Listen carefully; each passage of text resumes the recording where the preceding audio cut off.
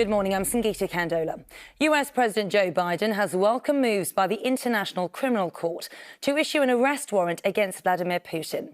The ICC has accused the Russian president of committing war crimes in Ukraine and breaking international law, following the deportation of thousands of Ukrainian children from their families. Moscow has denied the allegations and denounced the warrants as outrageous. Vincent McAviney reports. It's a war on a scale not seen in Europe for decades. A war that's brought death and destruction, turning millions into refugees, all on one man's orders. Vladimir Putin has long craved history's recognition, but an arrest warrant from the International Criminal Court is not what he had in mind. A president now a fugitive from justice for the removal of thousands of Ukrainian children from their families. It is forbidden by international law for occupied powers to transfer civilians from the territory they live in to other territories. Children enjoy special protection under the Geneva Convention. In Washington, President Biden welcomed the decision. Well, I think it's justified, but the question is, it's not recognized internationally by us either. But I think it makes a very strong point. He's clearly committed war crimes. Thank you. The ICC holds President Putin and his Children's Commissioner personally responsible for stealing the children, something they portray as humanitarian work.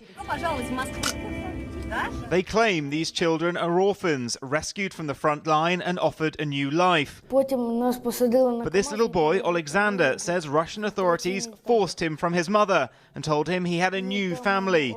He's since been reunited with his grandmother. But one group that helps bring children home says many are traumatized.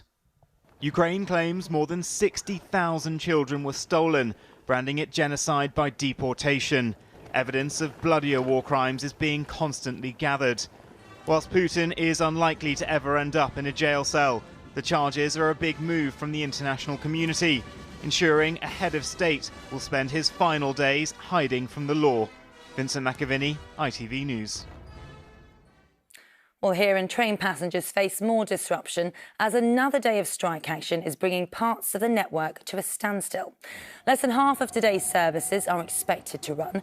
RMT union members are walking out at 14 different rail operators in their long-running dispute over pay and working conditions. The Home Secretary, Suella Braverman, has arrived in Rwanda, hoping to advance the government's plans to send asylum seekers there. Ms Braverman will meet her counterpart from the African nation and reaffirm the UK's commitment to the controversial proposals. The deal with Rwanda was agreed 11 months ago, but has faced legal challenges, and so far no one has been sent. Overnight, protesters have once again clashed with police in central Paris over the French government's pension reforms. Thousands of demonstrators lit fires and threw fireworks at officers. It is the second night of unrest after President Macron raised the retirement age from 62 to 64 without a vote in the National Assembly.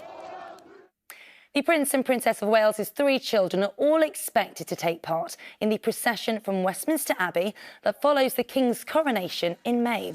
Prince George, Princess Charlotte and Prince Louis are likely to accompany the King and Queen Consort as they leave the Abbey. And Ireland could make Six Nations rugby history this St Patrick's Day weekend. The Irish are undefeated at the top of the table after 4 matches, and with a win or draw against England today, they would win the tournament. They face each other in Dublin, giving Ireland the chance to win the Grand Slam title on home ground for the first time in 75 years. And you can watch the match live here on ITV1 or ITVX this afternoon. Wales take on France first, with coverage starting just before 2. Then Ireland and England kick off at 5. And that is all for now. I'm back with the lunchtime news at 1:40. Until then, do have yourselves a great morning. I'll see you soon.